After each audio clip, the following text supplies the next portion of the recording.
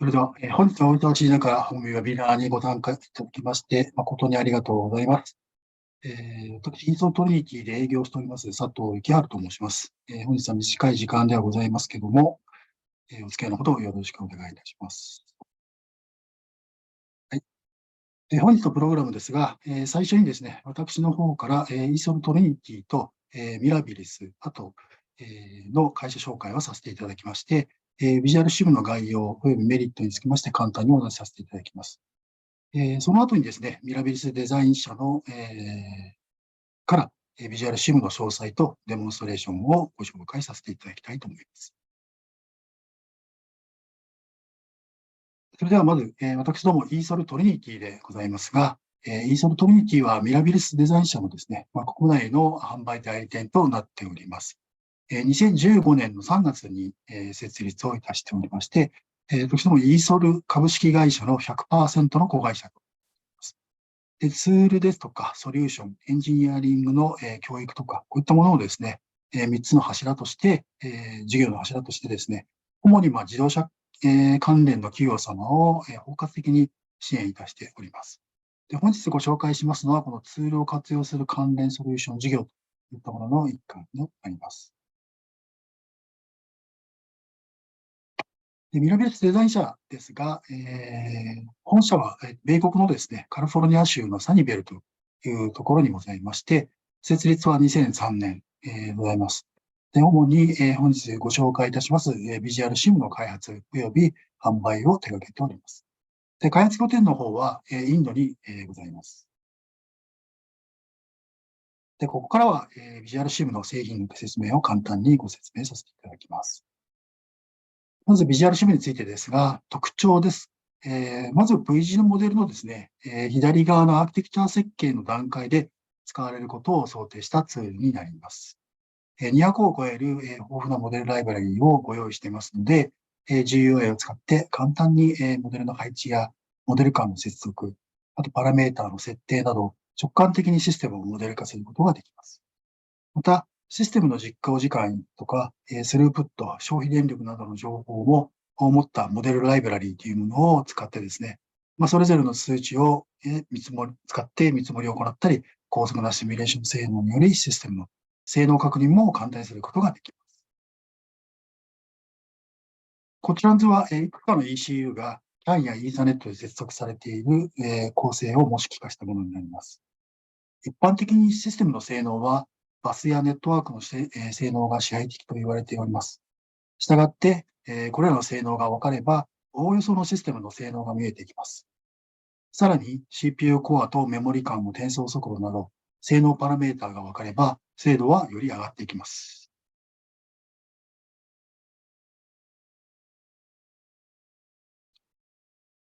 こちらの図は、ビジュアルシムが検証を行うシステムの規模を表しております。一番上が、車両システム全体をシステムとして捉えたものになります。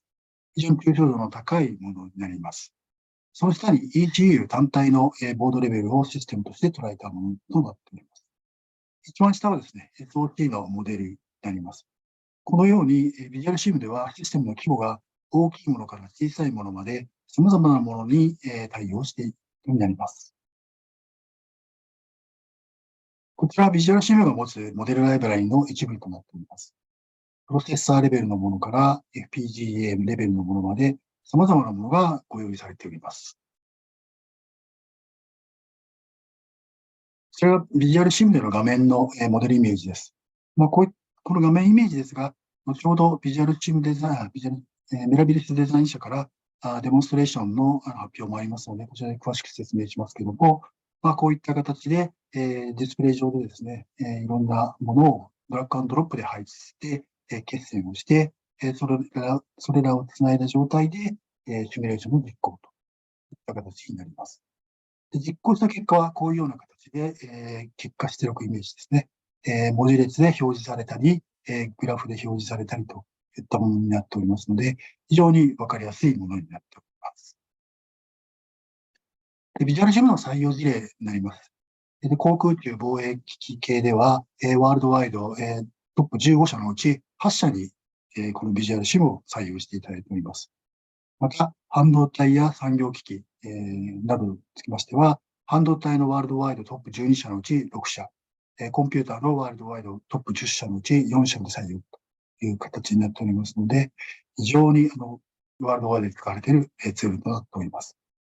車載機器におきましては、先日ビラビレスが、主催しました、ウェビナーでもありました、レンソー様の方で、こういうビジュアルチームを採用していただいておりまして、レンソー様が開発します車載のネットワーク、こちらにもご利用していただいております。まとめです。ビジュアルシムを利用するメリットになります。まずは簡単にモデル化ができて、すぐにシミュレーションをすることができるというものです。あとは、開発フェーズに合わせた精度モデルを使いまして開発ができます。あと、パラメーターの切り替えによりまして、アーキテクチャの検証が簡単にすることができます。可読性の高いシステムモデル、情報共有や、そういったものにもお役に立てるかなというふうに考えています。それでは、引き続きまして、ミラベルスデザイン社のファウンダーであります、DPAC より、ビジュアルシムの、製品の詳細ですと、あと、ビジュアルシムを使ったデモンストレーション、こちらの方を、ビデオではございますけれども、プレゼンさせていただきます。Welcome to this edition of Modeling and Simulation of Ethernet Networks using VisualSim Architect. I'm your host, Deepak Shankar, and I'm the founder and chief technologist at Mirabilis Design. Mirabilis Design is a Silicon Valley software company that provides modeling and simulation for system design of automotive networks, ECUs, gateways, AutoSAR software, and other components that form the complete automotive subsystems and systems. Today, I will be focusing on the modeling of an automotive network. I will be discussing the multi-protocol environment that currently exists in cars and trucks and other vehicles. I will then stress a little bit along the lines of AutoSAR and how it can be integrated into an automotive network model. And finally, wrap up with showing you how you can incorporate hardware such as system on chip into the same network model. Mirabilis Design and VisualSim Architect, the product, play a significant role in the automotive car design and development. If you look at an automotive, there are a number of aspects that have to be visualized and analyzed.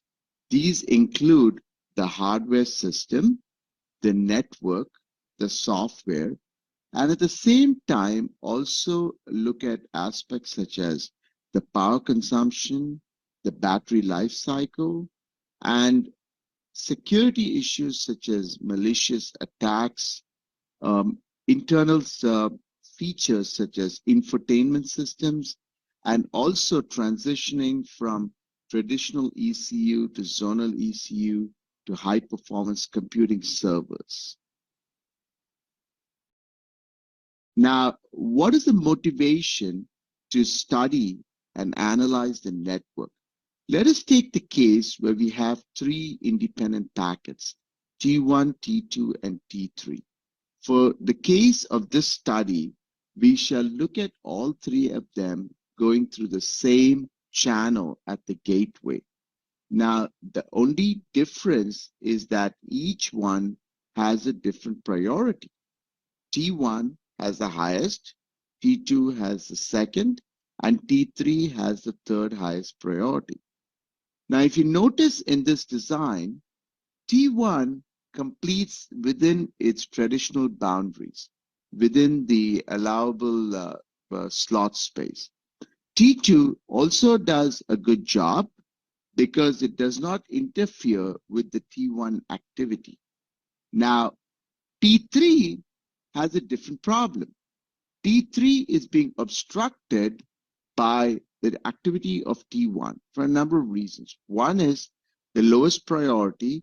So every time T3 starts up, T1 comes along or T2 comes along, so it gets preempted. The other problem is when it's assigned here, the offset is not assigned properly to T3. So as a result of which T2 comes in place here, and T3 cannot start until the T2 has completed. As a result of which, there is a significant delay in the T3 completion. The motivation for doing automotive network is the fact that you need to look at the global picture, which is the entire subsystem or the entire vehicle. So when you look at entire subsystem, if you take a braking system, it involves the sensors right at the wheels, the road sensors, the distance sensors, the RPM meters, the gyros, and a whole bunch of other sensors. And at the same time, also has to look at the time taken after the processing at the ECU to the actual braking, which is the data moves from the ECU to the respective attenuators. Now, when you look at a single channel here with 3 packets, you can see a significant challenge. When you take just the braking system, you're looking at hundreds of packets, multiple nodes, maybe up to like 15 or 20 nodes that are communicating. The problem gets a lot more complicated. That is one of the reasons why simulation is very, very critical. And you cannot depend just on static or Excel spreadsheet based analysis. Now, when we look at architecture exploration, there is a very clear methodology. Marketing or industry requirements or consumer requirements come up with what exactly should be in the product. Architects come up with a rough architecture. Within VisualSim, you assemble up the network model, you vary different attributes, and you run a variety of simulations. These simulations produce different types of results, different types of reports, which we'll be seeing in one of our case studies in the following sections of this webinar. Once this is done, we finally get an output. We get documentation that can be shared with the partners. We get the definition for the hardware. We get the definition for the network. And we get a model that can be utilized for the software team to evaluate the architecture. Now, before we get started with Ethernet, let's look at the support that the VisualSim, Ethernet, and TSN library provides for the Open Alliance Tech Committee. If you look at this document here, you will notice that we have complete coverage from T1 to T17 for the Open Alliance specification. So this is a model that provides 100% coverage over the entire network. So very important to consider that this model can be utilized for analyzing every aspect of Ethernet within the automotive market, within the automotive design environment. Now, let us start with our first case study, which is a multi-protocol network. So here we have a network with 2 ECUs. One is a high speed, the other is a low speed. For data coming across from the network, from the switch, we have in the high speed 100 to 500 microseconds for processing each frame, while in the low speed, it's between 50 and 100 microseconds. Typically, the low speed will have smaller data sizes, high speed will have larger data sizes. Now, the switches have a variety of devices connected to it.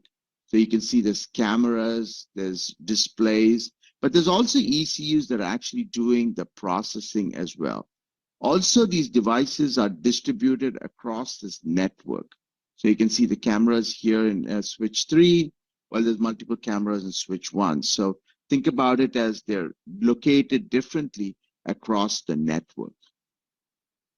Now, a number of experiments can be conducted within this particular system model. You can study the topology, you can study the speeds, you can study the assignment of different nodes onto the network, you can study how many switches are required, how many CAN nodes or CAN networks can be connected. A variety of experiments can be done. Now, in this particular case, we're only going to look at 4 experiments. We're focusing on the scheduling and on the bandwidth. So let's take the traditional TSN scheduler. The case of TSN scheduler, we're looking at 2 frames. There's over 150 frames, and I'll be showing you some of those frame definitions later on. There's 150 frames, but in this case, we're only looking at 2 of them. The TFTP is an induced frame, which means it's not triggered by itself, but is based on some other data arriving and triggering this frame to produce the required data. The camera, on the other hand, is something that's triggered periodically. Now, when you look at the base scheduler, we see that this is the max and that's the min latency. You can see the numbers are very close. The camera, though, there's a max peak, and then there is a mean, which has a difference of about 20%. Now, keeping this as a baseline, we try to evaluate first other scheduling algorithm. In this case, we take the round robin algorithm, and we look at the latency and we look at the throughput.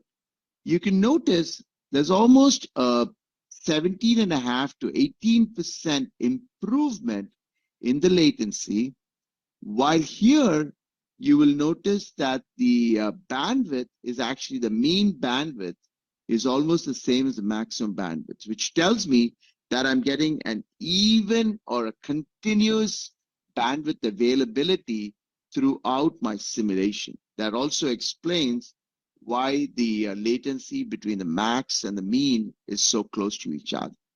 Now let's look at some more advanced scheduling and bandwidth allocation. So for example, here, we're going to use a gate control list for a time-aware shaping, which means each class, a TCP, UDP, IP class, will have a separate slot. When we look at this, we notice that the max latency and the main latency are more than 10 times, more than 20 times the latencies we were getting over here. Matter of fact, it's more like 25 times the latency of the round robin. Bandwidth, we're still getting the maximum throughput, but notice here, the mean throughput drops off to less than 10%, 10%. That is because these slots have to be assigned correctly based on the awareness of when the data is triggered, also based on the priority of these different packets or these different frames coming through. So we notice that this is not a viable option in this particular case. Now, one of the things we can also try is the same thing, is to modify the bandwidth allocated for each class. So we reduce the bandwidth for class 4 and 5, and we see what happens at the switch. Notice here, yes, the bandwidth definitely helped in terms of the latency dropped. Still, we are at 4x the base model. But here, notice the throughput has dropped by half or more than half, but it's pretty close together. It's only about 10% apart between the maximum and the mean. So using these types of analysis, you can determine exactly what is the best scheduler and bandwidth allocation for your particular design. Again, this is just one of many experiments that you can do with network topology analysis using VisualSim. Now, this is the VisualSim block diagram. You will notice that each one of these are standard components available in VisualSim. During my demonstration, I will show you more details. This here is the traffic and the signal definition. So this one is for the Ethernet frame. This one is from the CAN to Ethernet transitions. And these are using the standard CAN-DB from vector format for defining the CAN frames as well. Now, we move on to the TSN scheduling for the bandwidth, the two analysis we did. You can see here's the routing. Now, in this case, it's routing per hash ID. That's the gate control list, the bandwidth allocation. So these were the different experiments that we performed earlier. So the one was the gate control list. The other was the bandwidth, which is the third and the fourth experiment. The first one was the credit shaping, and the second was changing in the scheduling algorithm. Now, there are some additional features like power that we have not enabled in this model just because we were focusing only on the scheduling and bandwidth, but there's possibilities for enabling those as well. So it's a variety of enablers that these parameters, these standard parameters provide in VisualSim. Now, the static generation shows you for each of the frames what was the latency. And you will see that the latency is the highest for this frame over here, which is actually one of the low frames. I'm sorry, it's for actually one of the induced frames. So you can see the histogram for the TFT, which is the one high latency frames. You can see over here what the histogram, the allocation is. Notice there's a little bit of over here, but most of it stands over here in this region. This shows you for each of the frames, the latency and the throughput for each of the individual frames. So you can actually track what happens for each individual frame. This is for debugging purposes. We write these out to files, and you can actually see the entire sequence. So for example, the request, the data, and the acknowledge as it keeps going for all the sequences of bursts that are being generated. Now, once you run one of these, you debug the model, you're happy with the results, then you go to the next step of running what we call a Monte Carlo simulation, which is we have a tool that generates a whole variety of options. In this case, the two elements we're looking at is max processing delay and the burst size. So we tried various combinations of these, and it runs these off onto multiple cores. So if you have 64 cores on your server, it can simultaneously run 64 core simulations. Once you're done, one of the key things of VisualSim is connecting the requirements with the simulation. So in this case, the requirements were the high-speed frame should be less than 50 milliseconds. The low speed should also be less than 50. Now, remember the induced TFTP throughput must not exceed 10 megabits per second. As we run the simulation, we noticed the TFTP passed, but the high speed and low speed frames failed, which tells me that I need to modify the settings to ensure that the high and low speed settings did work to make it work. So that is a major challenge in this particular network analysis. But the use of this requirements tracker ensures that I can very quickly visualize which parts of my system worked and which parts did not work. That way I can redesign my architecture. Now, moving on, let's look at some other allied processes that are required for architecture exploration. One of the key aspects is software modeling. So let's say we've got 3 tasks. We need to allocate the 3 tasks across multiple ECUs. So we have ECU 1 and 2, but notice here, ECU 1 and 2 are on separate networks. So which means when I allocate them into this AutoSAR architecture, I connect them to one node here and a separate node on the other ECU. Now, when I run these, I have to define all my runnables, which are 9 runnables. So I got to put 6 of them on one and 3 of them on the other one. So I need to define those right over here. And I can run a variety of analysis. The standard analysis is I run these, I see when each task was allocated to each ECU. So I can see the red is ECU1, blue is ECU2. I can also see that when it was ready and when it was actually executed on those ECUs. Now, when I look at the analysis, you will notice that there is very little latency. So they're all able to complete within the allocated time. So when something is available, immediately it's able to run. There's very little latency there. Now, one of the things we want to try is induce some faults or failures into the system. So two failures we focused on was memory corruption and spurious runnables, which means we modify the schedule table to add additional runnables. So these reports are very important for our decision making because failures and errors typically do happen in these systems either through malicious input from external or there's a corruption inside the system.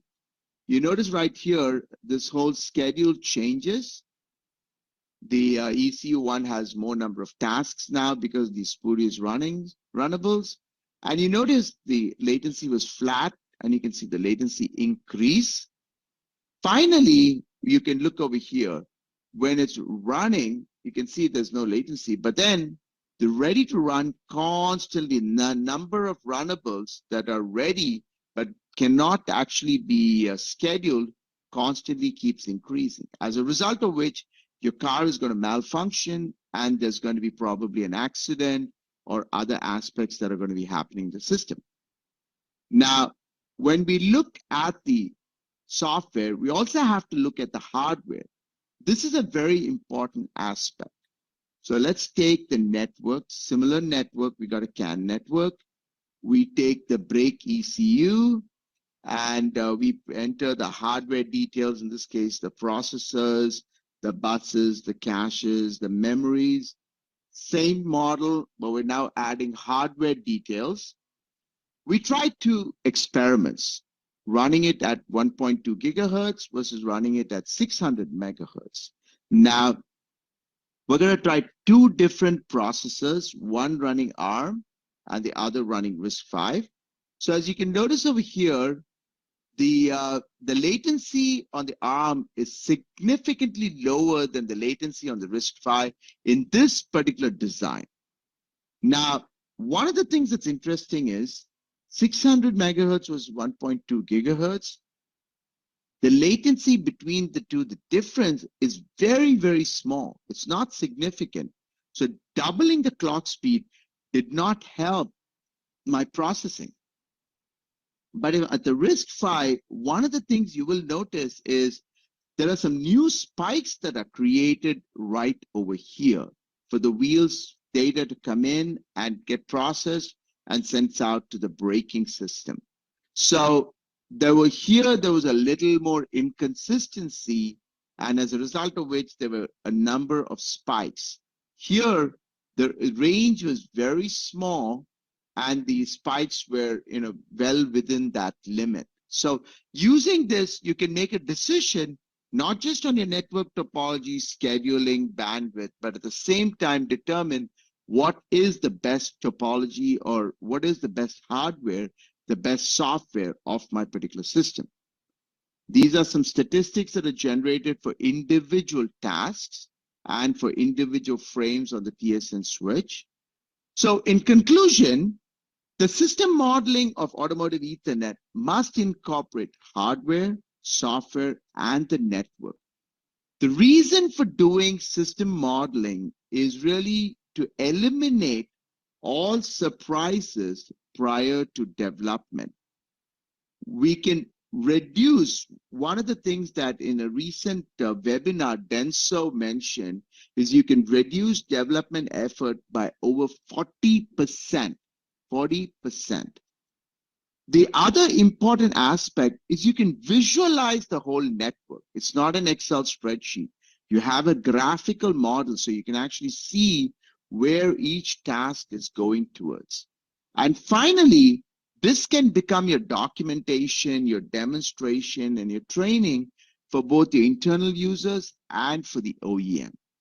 Now, for this, I'm going to move over to VisualSim.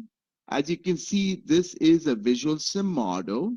I'm going to open up a different VisualSim model. You can see that I have all these library components over here. I can click on any one of these components over here. I can drag and drop components. So each one of these is a unique component within VisualSim. Now, each one of these has a unique set of parameters. Depending on the block, they would be different, and depending on the type of analysis. So for example, if I decide I don't want to use TSN, I could select one of these different types of scheduling. Similarly, I can turn on TC10 power, and I can enable all the different types of power settings. Similarly, I can define the gateway and what is the processing on the hardware associated with each packet. Now, one of the key things in VisualSim is everything is open and available for the user to modify. If I go in here, you can actually see the device interface, you can see the queue allocation, the security, the crossbar, and the routing. So everything is visible for the user to modify or look inside, learn, and understand. So it provides both an ability to study and an ability to analyze and design your particular architecture. Now, as I move on to other topologies, you can see the same thing with the software, which is the AUTOSAR network. Now, you notice the network is right over here. In this case, we have this device alone that has the AUTOSAR network. Well, these have sensors that are feeding into them. And of course, you can also see the hardware definition of the system right over here down to the RISC-V. So one of the things is the same model can be add more and more details. So say your semiconductor vendor can define this element, which can be provided over to the software vendor that can then provide it over to the OEM. So the semiconductor vendor, the tier 1 supplier, and the OEM can work together in assembling up the whole vehicle. So it becomes one communication platform, one analysis environment.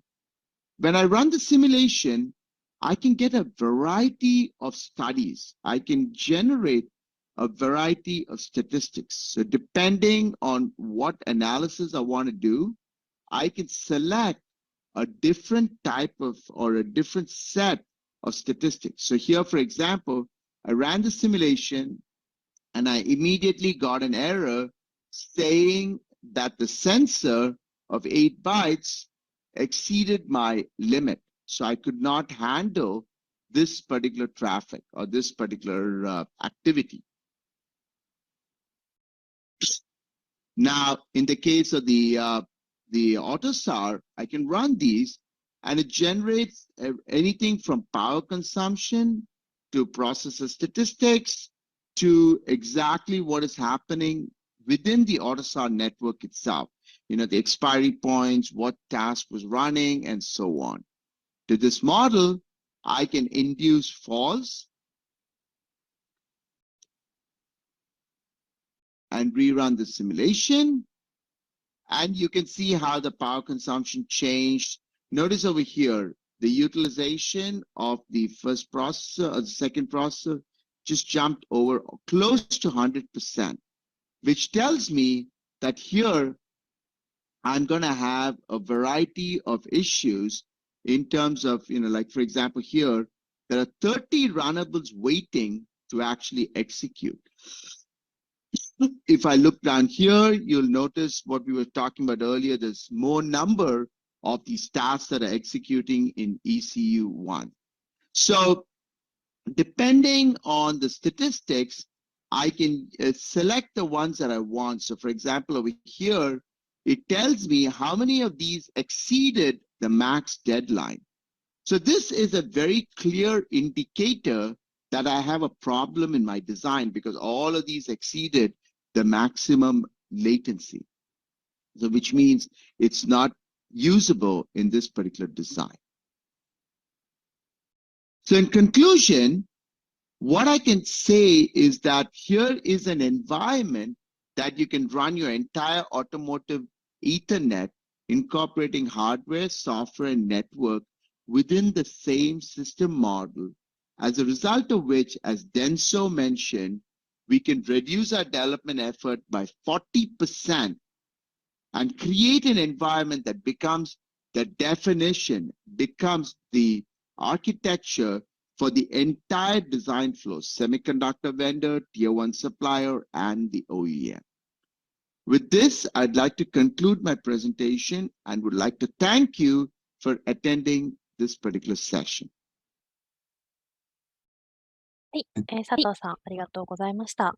それでは皆様、本日は、ウェビナーご参加いただきありがとうございました。ぜひアンケートのご協力をお願いします。ウェビナー退出時にアンケートが表示されますので、こちらアンケートにご回答いただくと、本ウェビナーの資料をダウンロードいただけます。ご回答の方、ご協力をよろしくお願いいたします。それでは本ウェビナー終了させていただきます。本日はご視聴いただきありがとうございました。ありがとうございました。